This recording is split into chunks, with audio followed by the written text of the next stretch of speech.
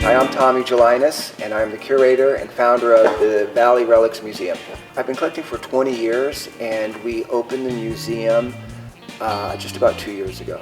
I started to become more fascinated with the history of the San Fernando Valley through finding these little treasures at yard sales and thrift shops, a postcard, or a photograph, or a small street sign. And as time went on, so as that started to grow, my business in North Hollywood became quite full of large signs that I was rescuing, the Palomino sign, or the Henry's Taco sign, or even the White Horse Inn. So I didn't have a museum yet, so I was putting this in the front parking lot of my business and the back parking lot. It was really important to find an industrial space because some of these signs are 22 feet tall, in some cases 30 feet tall. It's out of passion and love for my history of the San Fernando Valley. I had met a guy, and as we were talking, he goes, "So I heard, or rumor has it, that you want to open a museum." And I said, "Yeah, absolutely." He goes, "Just make sure you put it in a safe place." And I thought about that for a second. I realized when he had said that he's right, that not only do the artifacts need to be safe and protected, but older people want to feel safe getting out of their car and coming to a place that's cleaner. And it was a good move. Chatsworth is a very clean town, but such a quiet, quaint town with no graffiti. It's really clean and nice, and it's been a huge success with the community because you don't feel threatened getting out of the car. But it's worked out really well, and the community of Chatsworth and the city have really embraced the museum and have been extremely supportive, which is important. Acquiring, pieces of history is not actually very easy. Nobody cares, but the Valley has a lot of history, and most of it gone.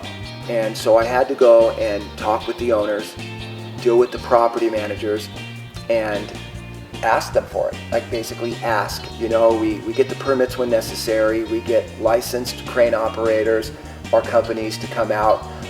We've become very well versed in removing signage and pieces of architecture, and almost everything in the Valley Relics Museum has pretty much been rescued and removed by me personally. I've accumulated over 20,000 rare items pertaining to the San Fernando Valley and Los Angeles. So our goal in this next year is to get a bigger place, and that bigger spot is to really fine-tune it into an art gallery, meets history museum, meets neon sign museum, and BMX museum. So it makes history fun.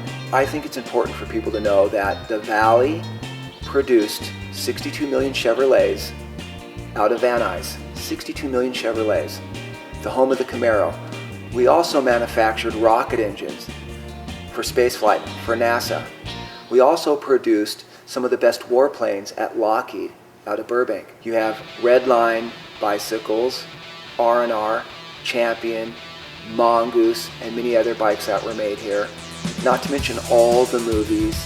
And this was a place that I refer to as the world's most famous valley. Considering that Marilyn Monroe lived here, Norma Jean, she lived in North Hollywood, Johnny Cash. You had Lucille Ball and Desi Arnaz Ranch right up here in Northridge, right on the border of Chatsworth. They were married in Canoga Park. Clark Gable's Ranch, Gene Autry, Del Evans, Roy Rogers lived in the Valley. Even Ronnie James Dio lived in Encino. Liberace. I can go on and on and on. The home of the hi-fi, BMX, hot rods, aerospace industry, and movies.